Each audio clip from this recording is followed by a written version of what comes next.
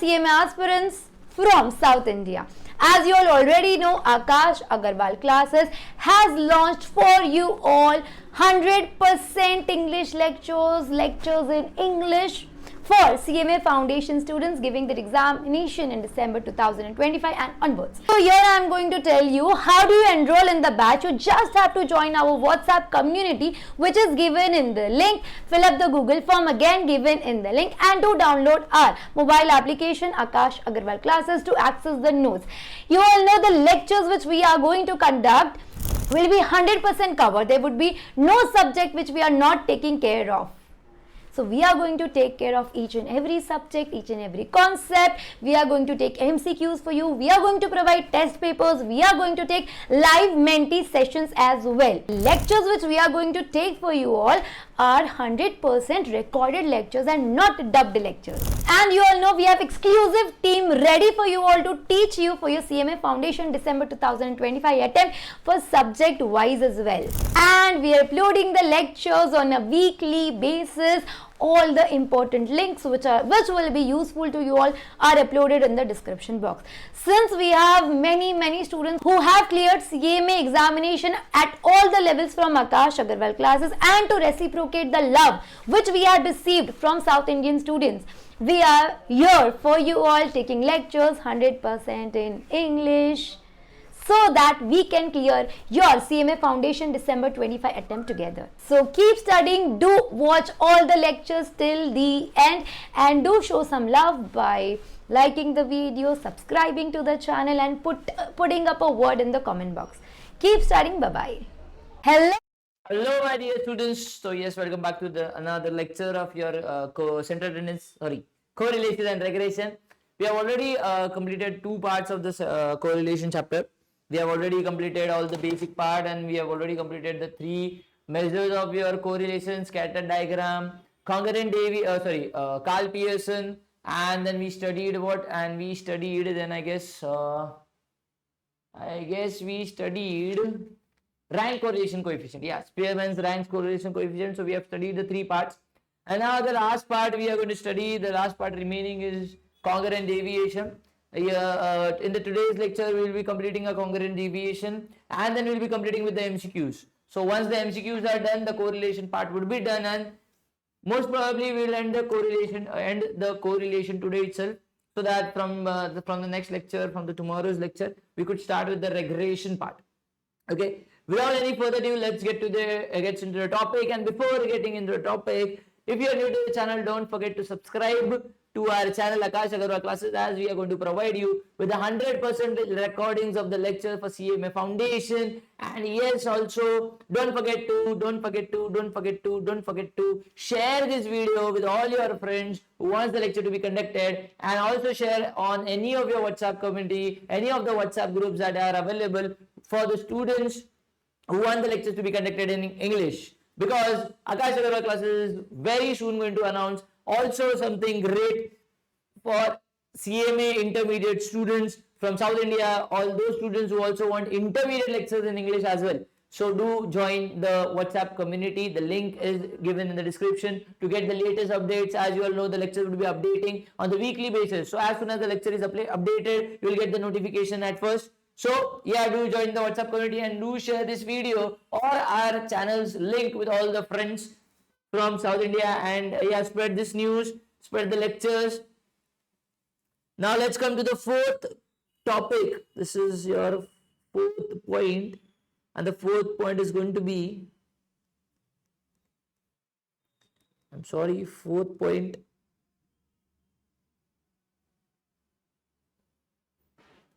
Fourth point is going to be concurrent deviation.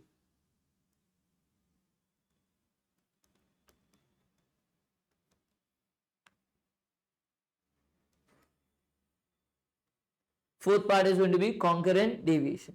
In the fourth part, I will explain you by an example directly. Okay, this type is something different, not like other types. We need an example to understand this. Okay, so in the concurrent deviation, there is going to be an x, there is going to be a y data. We need dx, we need dy. They are only going to give you x and y. So x data is 10, 15, 18, 12 and 20. Y's data is 10, 8, 12, 12, 15. So this is the data they are going to provide us. Now we need dx and dy. At first, your dx of first data and dy for the first observation is going to be NA, because dx and dy cannot be found for the first observation, because for dx and dy we need some observation to be in it. There should be some kind of preceding observation. So for the first we cannot find out dx and dy. For second observation, if you see for the second observation, it is the number is increasing over here. It is becoming 15 and the number is decreasing. So I am going to write plus sign over here. Again in the next you are seeing it is becoming from 15 to 18, the number is increasing yet again. From 18 it is becoming 12, the number is decreasing. From 12 it is becoming 20, the number is increasing. So when the number is increasing, I am going to write addition signs, plus sign over here, and when the number is decreasing, I am going to write a negative sign. I'll give a negative sign over there. And now over here, from 10 to 8, it is decreasing, so minus sign. From 18 to 12, it is increasing, so plus sign. From 12 to 12, there is no increase nor decrease, so it is going to be 0. When there is no increase or decrease, it is going to be what? 0. From 12 to 15, again it increased. So now I need dx into dy. So what is dx into dy? Just multiplication. So na into na is going to be na, plus minus is going to be minus, plus plus is going to be plus, minus and no sign. Minus and no sign is going to be minus, plus plus is going to be plus. And now you have to understand over here, I need summation of dx into dy. I need what? Summation of dx into dy. We say it to be c. So I need how many negative signs are there? I need how many negative signs? You see over here, there's one negative sign, there's one more negative sign. So there are two negative signs in total. So after solving this, here comes the formula. The formula is going to be plus minus under root, again plus minus 2c minus n upon n. It becomes what? Plus minus under root plus minus 2c minus n. So this is going to be plus minus again 2 into c. As I said, how many negative signs? 2 negative signs. How many numbers are there? If you see in the data, see in the data I need the number n. My n is supposed to be n minus 1.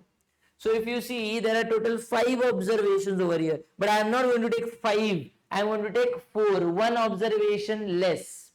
So my n is going to be n minus 1.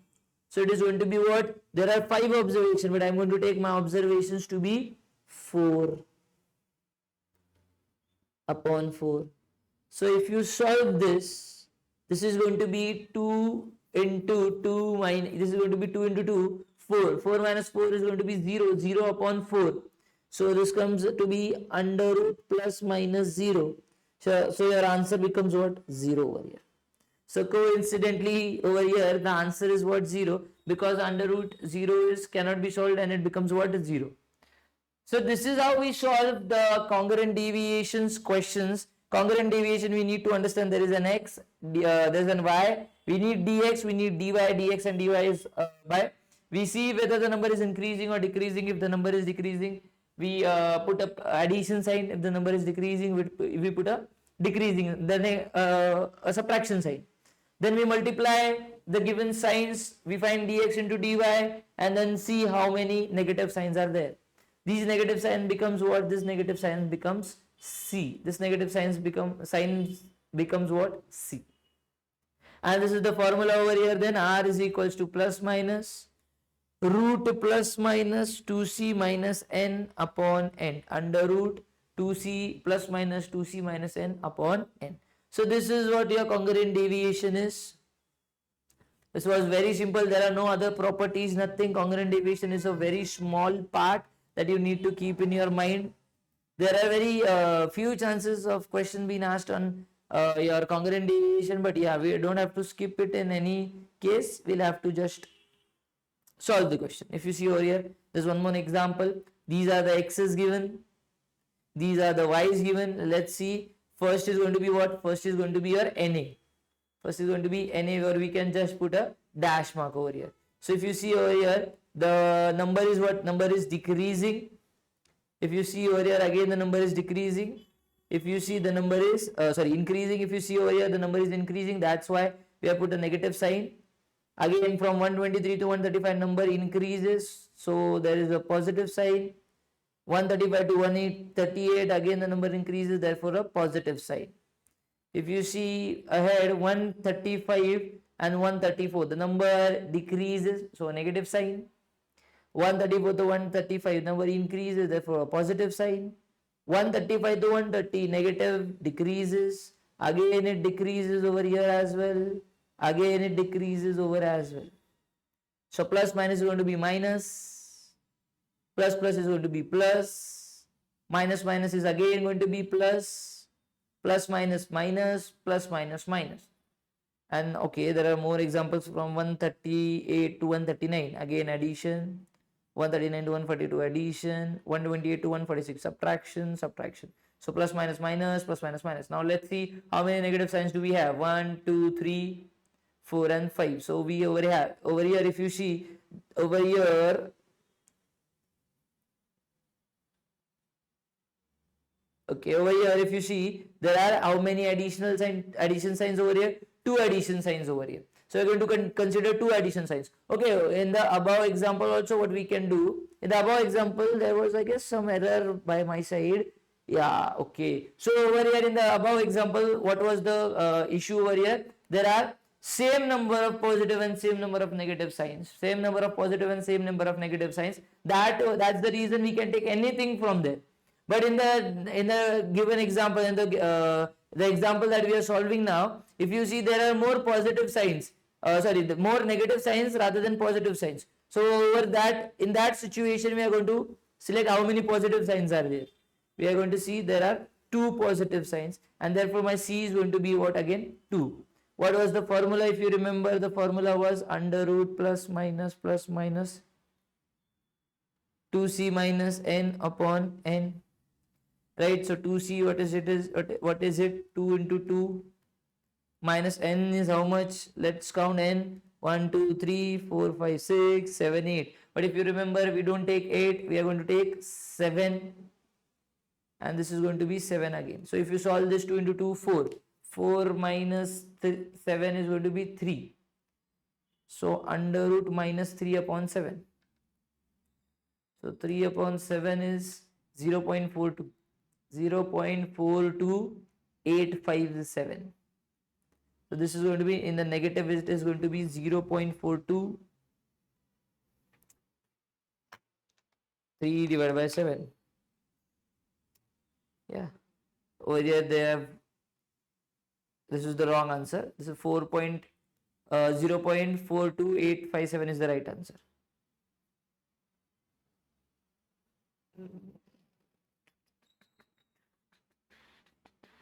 Okay, mark this table for theory point of view. Mark this table as an important table in for theory. So symbol is going to be R or RC. Okay, there are multiple different, they have created a chart. So yeah, you can, these are the important points to keep in mind for theory. So you can just take a screenshot of these points. You can just take a screenshot of these points.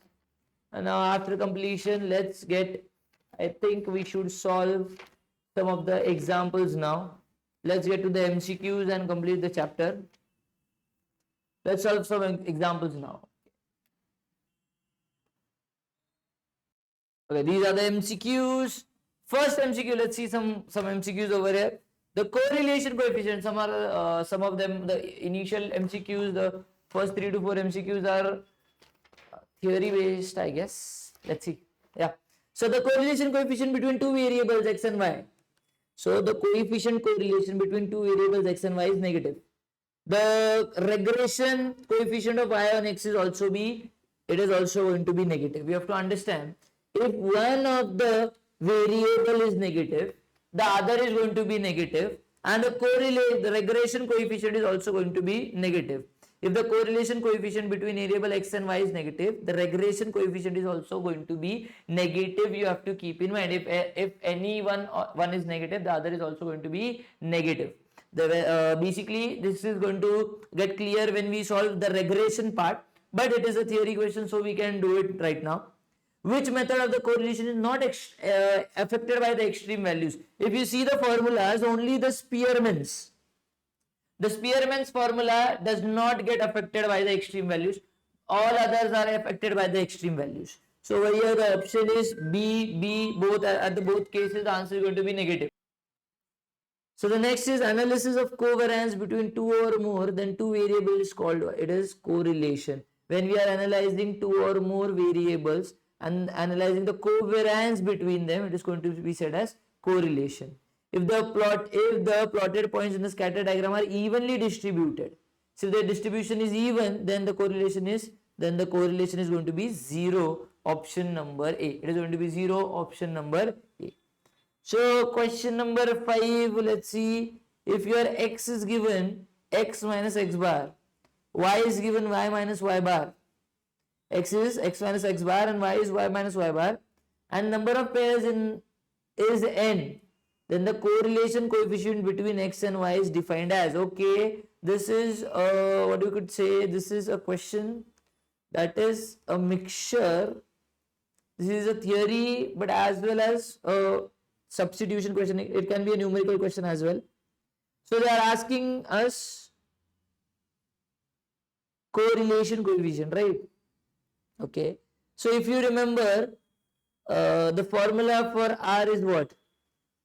Covariance of x comma y upon standard deviation of x into standard deviation of y, right? So if we say that x is x minus x bar, so my R is going to be what? I can write covariance to be x minus x bar into y minus y bar upon n, right? This is the covariances formula. And what is the standard deviations of x formula? Standard deviation of x is x minus x bars square upon n into y minus y bars square upon n. So now what happens is these n will get cut. The remaining part is going to be x minus x bar into y minus y bar and summation of x minus x bar. What I can write over here, this is going to be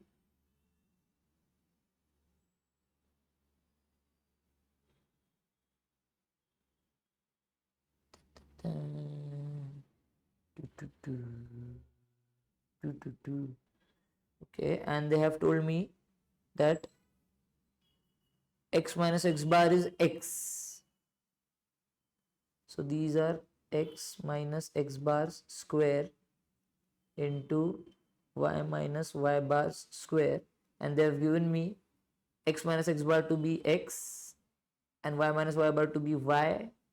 So this is going to be x square summation of x square into summation of y square.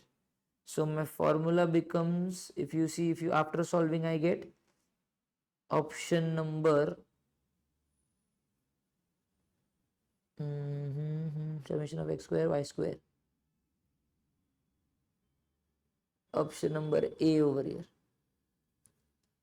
Under root, this under root is going to be constant. I missed over here.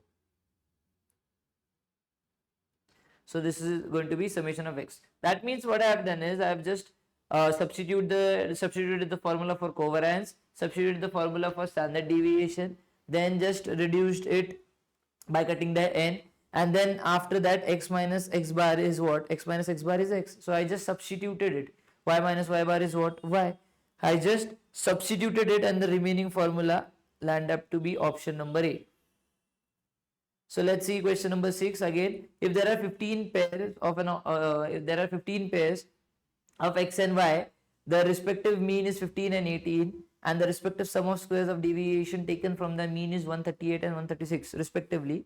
Also the correlation coefficient between them is 0.89. Then the covariance between x and y is okay. So there are many things, many data that they have provided us.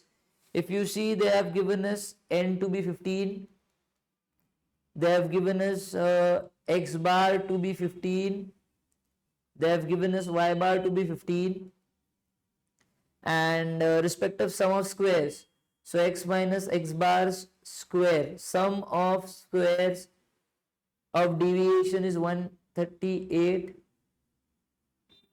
then y minus y bars square is 136. Also the correlation coefficient, that means they have also given us r is 0.89. Then the covariance between x and y is,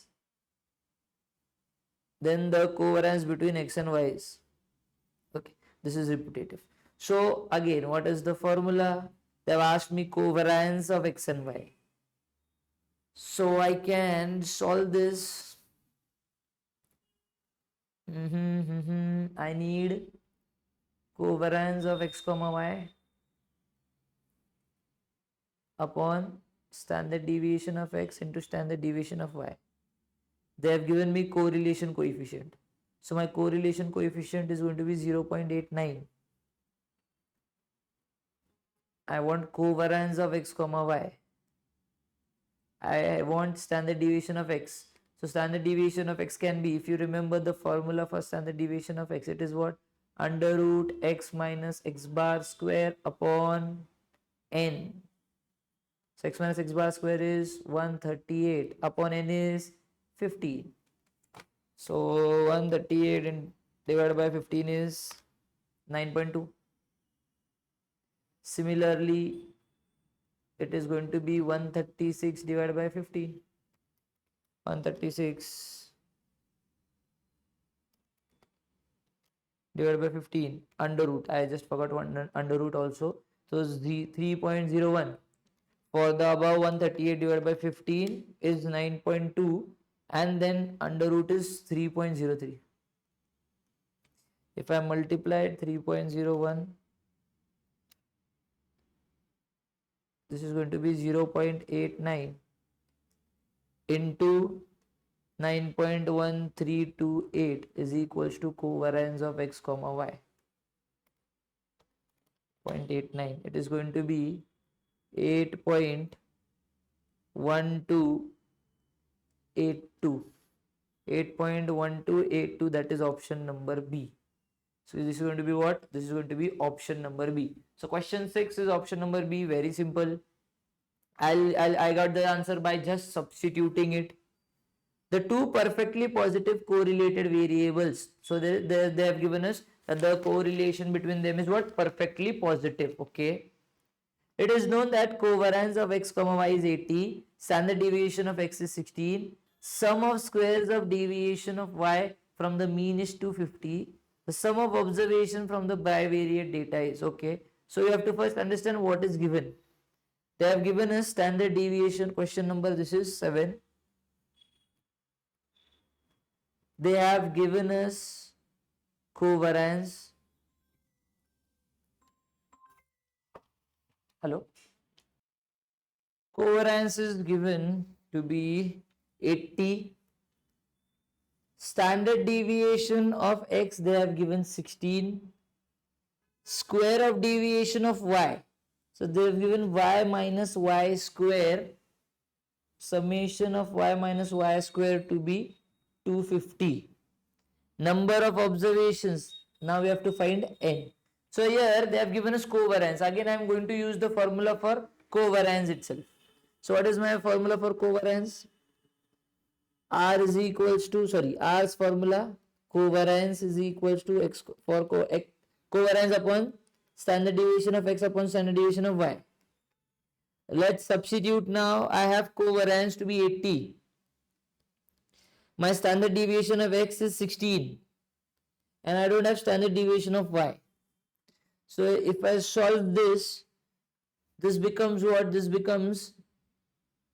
is R, and my standard deviation is, I can write it to be, I need to find n.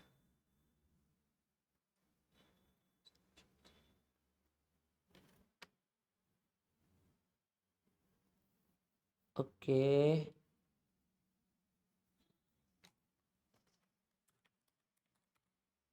It's 5. X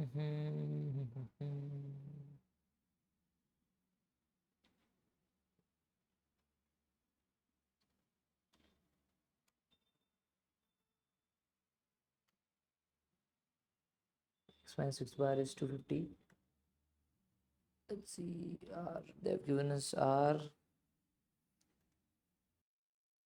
Okay. So now they have mentioned us that they are correlated perfectly positive. So your R's value is 1, we know. So this is going to be 80 upon 16. When I take this standard deviation of y, this is going to be standard deviation of y. And my standard deviation of y is going to be now 80 upon 16, it is going to be 5. So I got my standard deviation of y to be 5. But don't get happy, because we don't want standard deviation, we want n. Now further I can write standard deviation of y to be under root y minus y bar square upon n, which should be how much? Which should be 5. I have y minus y bar, 250 upon n is equals to 5. So when I take something in the denominator, so n I can take from GBC now. If I take 7, 250 divided by 7 and then under root, I'm going to get 5.9. So this is not right. But if I take n is equals to 10, 250 divided by 10 gives me 25 and then under root gives me 5. So therefore your n is going to be 10. So first of all I took the formula for covariance. Then I know R is 1 because they have said it to be perfectly correlated. Therefore standard deviation of y is 5. And the n's value is 10. N's value is 10 over here. If the covariance between two variables is 30, then what is the restriction should we put? So the restriction over here should be the product of standard deviation must be less than 30. If it is not less than 30, then your R's value is not going to be from minus 1 and between minus 1 and 1. So the product of standard deviation must be at least 30, you have to understand. So question number 9 is from regression. Question number 10 is from regression. Let's solve question number 11 over here. Question number 11, they have given us rank correlation coefficient. Just give me a minute. Question number 11, 12. So question number 11, they have given us rank correlation between two variables is 0.6. So R they have given 0.6 and sum of square of differences. That means summation of D square, they have given me 66. The number of observations are, they are asking me n. If you remember the formula, it is R is equals to 1 minus 6 summation D square upon n cube minus n. So 0.6 is equals to 1 minus 6 into 66 upon we need n cube minus n. Now this can be again solved by GBC. When we take option number A, 10, it is going to be 0.6 is equals to 1 minus 6 into 66 is 396 upon 990. So 396 upon 990 minus 1 gives me 0.6. So the option that I have taken, option number A, is right. When I take n to be 10, n cube minus n becomes 990, and at that time my answer, my correlation regression R becomes 0.6. Therefore, option number A is right over here. The rank correlation coefficient between marks in statistics and marks in accountancy is 10. So they have given me what? They have given me 10 is the difference. They have given me n to be 10. Okay, student is, okay, 10 students, so n is 10 and R is to be 0.8. That is your rank correlation coefficient. Later on, it was noticed that the rank of the student was 7 instead of 5. Okay, we have done the same question. So this is going to be our homework question. You have to first find summation of d square. After finding summation of d square, you will has taken 7 instead of 5. You have to minus 49. That is 7 square, and add 5 square, that is 25. So this is going to be your homework question, question number 12. Let's see question number 13. The rank correlation coefficient of the congruent deviation is 1 upon root 2. So question number 30. The rank correlation coefficient between deviation method is 1 upon root 2. Okay, they have given me 1 upon root 2. If the number of congruent deviation is 3, then find the number of pairs of observation. Okay, so they have given me 1 upon root 2. If you remember the formula, it was 2 into C. The congruent deviation is 3. So 2 into C minus n upon n should be what? Should be 1 upon 2 root. So let's substitute over here. Now if we substitute option number A again, it is going to be 2 into 3 minus 4 upon 4. So after we solve this, this is going to be 3 into 2 is going to be 6 minus 4 is going to be 2. So this is going to be 2 upon 4. And when we take 2 upon 4's root, it is going to be 1 upon 2. So they are asking me the rank correlation coefficient between congruent deviation method is 1 upon root 2. Okay, just give me a minute. If you see over here, I need to clear one thing to you all so that you get an idea about it. See. If you see over here, your RC is going to be plus minus. RC is going to be what? Your plus minus under root 2C minus n, right? If you see over here. And when we solve this question over here, if you see, there is 1 upon root 2 in here. There is 1 upon root 2. So first, I'll have to take 1 upon root 2's square. Because there's, if you read the question properly, if the correlation coefficient by congruent deviation method is 1 upon root 2. If the numbers are congruent deviation is 3, then number of pairs. So first I'll have to take square. This is going to become 1 upon root 2's square is going to become 1 upon 2. So this should be 1 upon 2. This is going to be 1 upon 2 itself.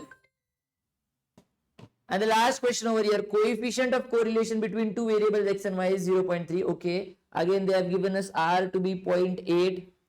Question number 14. And their covariance is 20. Covariance of x comma y is given 20. The variance is given. Variance of x is 16. They have asked you variance of y. Again, this is a very similar question that we have solved in examples. Question number 14 is also going to be your homework. So I have given two homeworks, that is question number 14 and question number 12 over here. I want your answers to be given in the comment sections. So question number 12 and 14 is a very similar question that we have already solved. That's the reason I have given it to be a homework question. So hopefully you will be solving the question and letting me know the answers in the comment box. Okay. So that's all from my side. In tomorrow's lecture, we are going to start with the regression.